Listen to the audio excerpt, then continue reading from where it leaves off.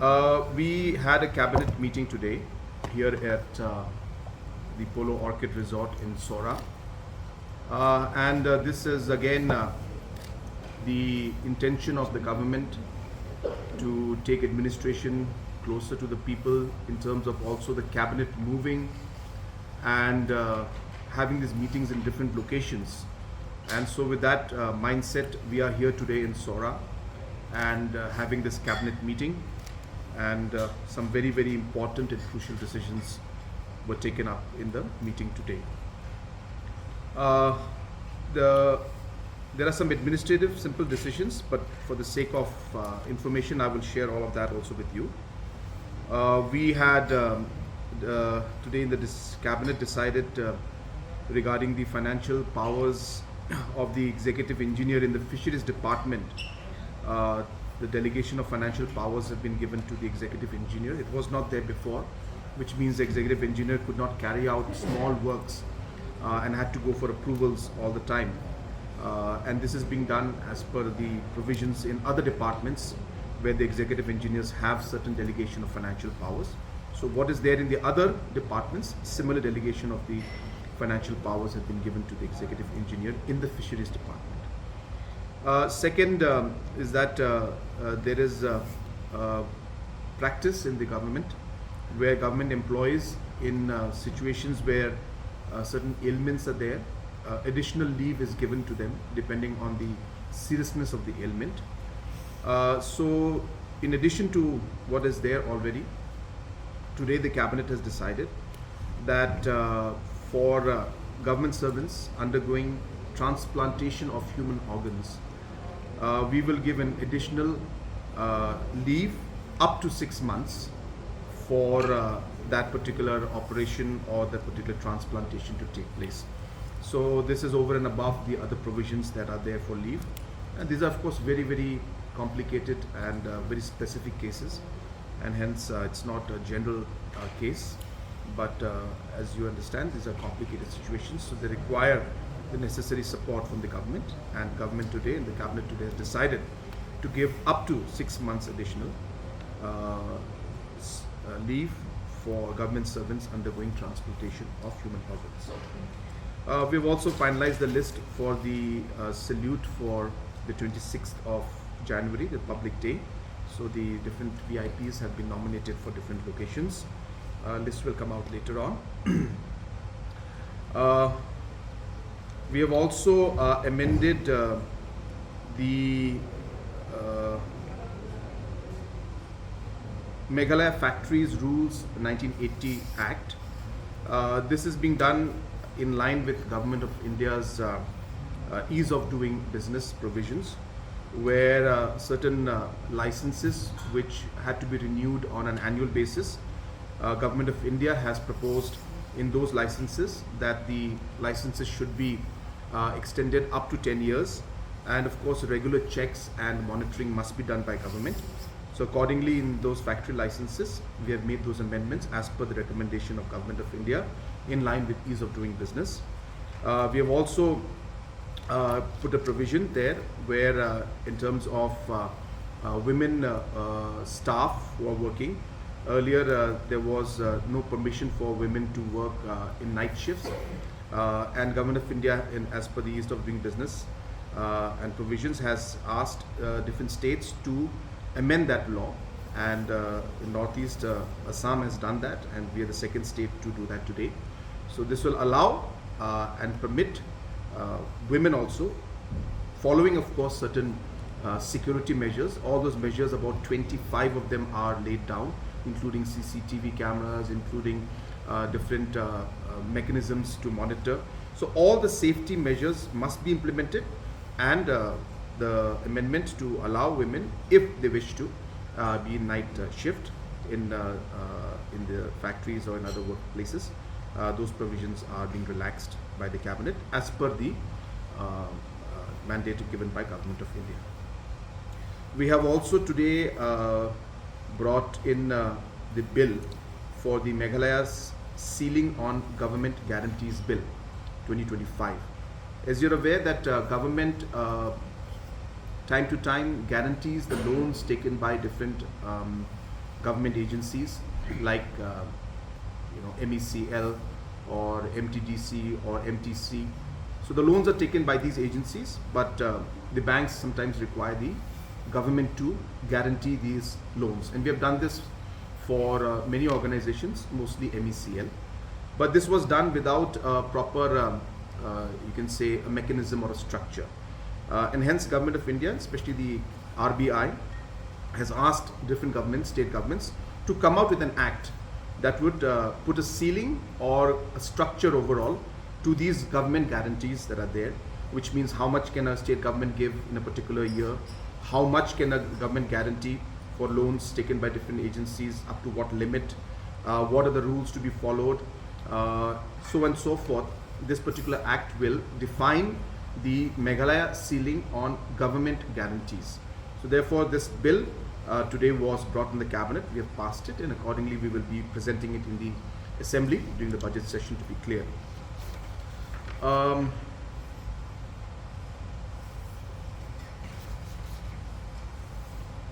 We have also today passed the amendment to the Meghalaya Fiscal Responsibility and Budget Management Act 2006. This is being done to allow the state governments, as per Government of India's provisions and permissions, to have the the fiscal deficit from 3% to 3.5%. So Government of India has allowed state governments, and this is being done annually. So for this year also, we will have to amend the Fiscal Responsibility Budget Management Act to allow, as per Government of India's permissions, to allow our fiscal deficit to go up to 3.5%.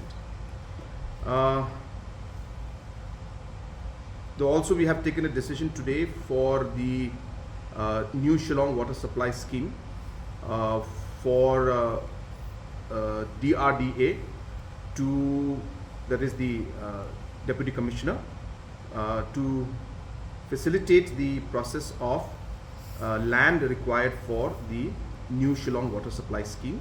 The small package of land required by the PHE department. So the DRDA, that is the District Deputy Commissioner, will be the authorized agency to accordingly do the necessary purchase, and this was again approved by the cabinet today. We have also decided to amend, or rather repeal the Meghalaya Civil Service Commutation of Pensions Rule 1992 and bring out a new rule. These are basically rules that are pertaining to the commutation of pension for pensioners of all the government employees, and there were certain areas of concern and certain you can say different processes that were very complicated, and those processes have now been refined, and we are completely changing the rules, and the idea is to make the commutation of the pensions easier for the employees, for the retired employees, the pensioners, and those particular new rules, the old have been repealed and new rule today has been passed. This will make the entire process of commutation of the pensions much simpler and much easier for the government employees. We have also decided that under the Assured Career Progression Scheme, the ACPS scheme, where you are aware that if there is no provision for any kind of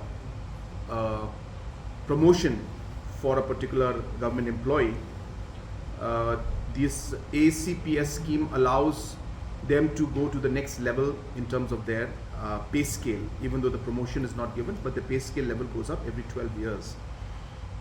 In that process, there are sometimes anomalies come up where certain employee, because of this ACPS scheme, is getting a higher pay scale more than even the person who is his or her senior, because of the promotion that that person got.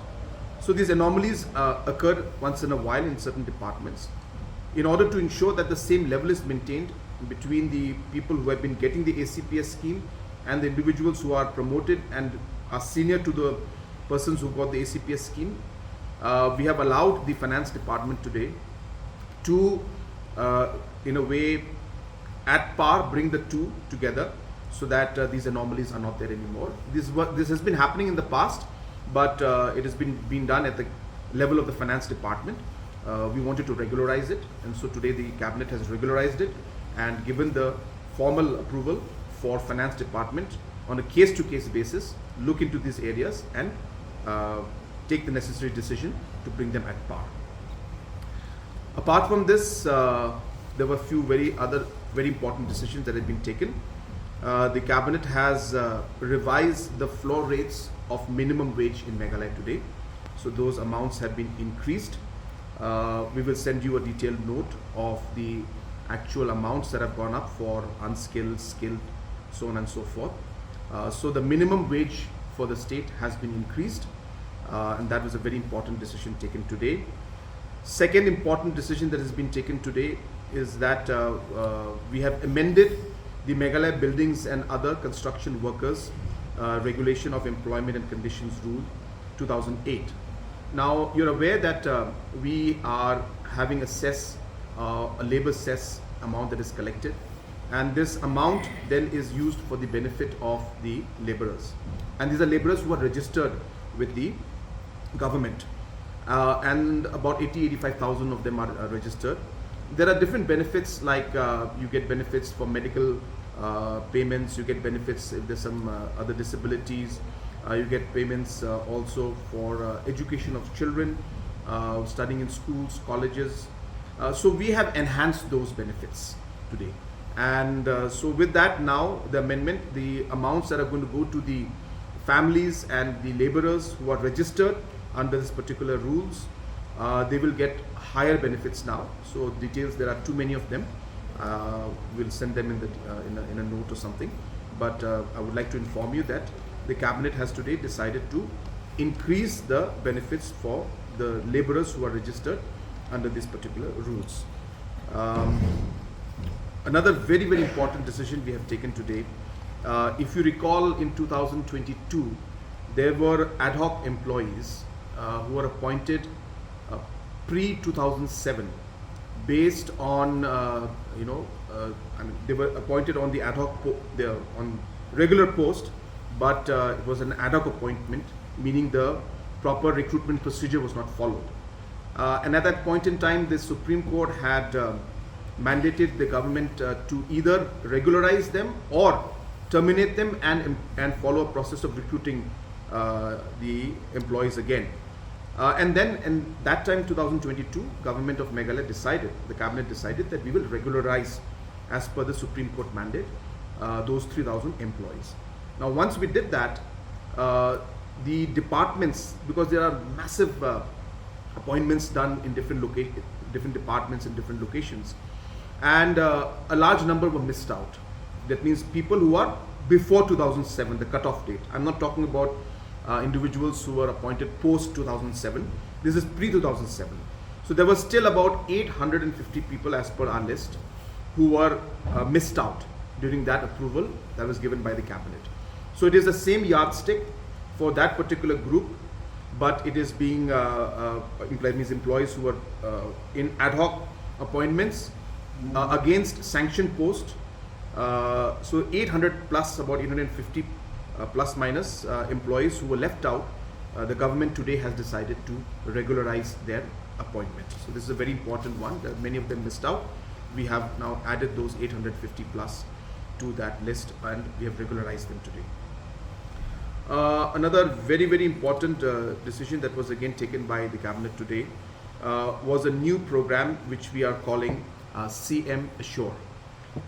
This CM Assure program is a market intervention scheme for farmers in situations where the market price of the crops, especially the non-perishable, we talk about non-perishable crops, when they are down in the market, the government has decided to keep a corpus of 100 crores to intervene in these situations so that the farmers during this distress are supported and helped. These are being done specifically for non-perishable products, and to be very more particular, we have seen that the market price for broomsticks and the market price for areca nut has been very unstable in the last few years, and it continues even today. And therefore, we feel a very strong need for intervention from the government side to be there to procure these products and then resell them, and through the marketing boards, this process to be done. Now, just to share with you, because I don't want anybody to misunderstand this, that we are doing multiple programs and policies and schemes to support our farmers. Processing units, so that the farmers' perishable products are not lost, is a program where more than 200 plus processing units are being set up. 30 of them are large scale units where minimum 5,000 to 10,000 farmers in each of these large processing units are being supported.